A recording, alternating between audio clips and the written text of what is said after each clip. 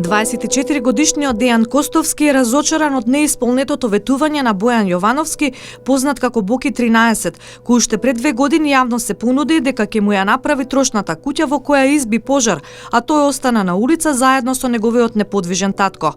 По објавите на социјалните мрежи и во медиумите, ова момче ја извојува битката со институциите и го смести татко му на геријатриското оделение. На помош се приклучи и Боки 13, кој вети дека Дејан ќе добие нов дом, а за тоа време ќе му плаќа кирија. Он го плаќаше станот година дена и се тоа немашам да го подречам. И му благодарам за тоа, меѓутоа ветувањето кон куќата ништо. Што е? Само кровот. Летоска и толку на кровот остана. Каков беше договор? Договорот беше во рок од 2 месеци цела куќа да се направи, да има достоинствен живот за живење. Целосно, со внатре, надвор, се. Во рок од 2 месеци, меѓутоа ништо. Мислам дека тогаш и медиумите го забележаат. Да, имаше и доста медиуми, имаше и луѓе кои што сакаат да донираат, меѓутоа он кога се повлече, кога дојде, кога кажа дека ќе се направи цела куќа, сите хуманитарни луѓе се повлекува назад.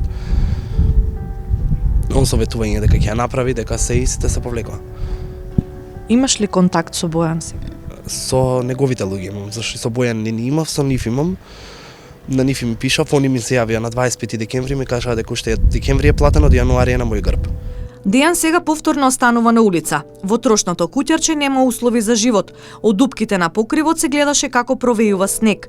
Тој рече дека не знае како ќе ја помине зимата, затоа што за една недела треба да го напушти станот.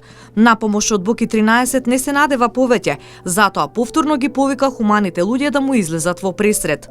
Пак, значи јас пак ќе да нам апел, ако можа, не ми е ништо друго, само да се направи. Заради тоа шевеги, пак зимата доаѓа, пак ладно, и пак на истото, ништо. Ништо. Ништо нема, скоро се празно.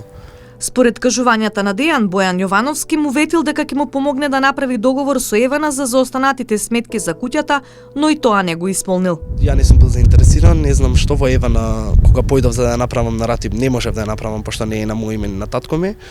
Не ја направи, а он советување дека има човек во Евана и дека брзо ќе се заврши. И дека може да се направи.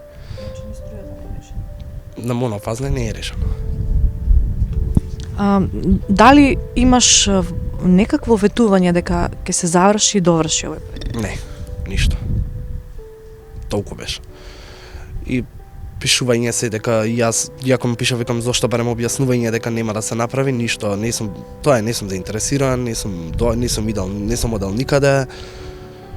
Не сум бил благодарен на таа помош што ми ја дале, што го плаќале станот, на такви како мене не требало им да се помага. Тоа беше нивниот одговор. По објавената приказна на Дејан и притисокот од јавноста пред 2 години тој доби работа во една обложувалница и сега прима плата од 12.000 денари, но 4.000 му задржува банката поради застарени извршителски сметки од неговите родители. Мајка му е почината, а татко му е инвалид, сместен на геријатрија во Ѓорче Петров. Макфакс го контактираше и Бојан Јовановски, но тој не беше достапен на неговиот мобилен телефон.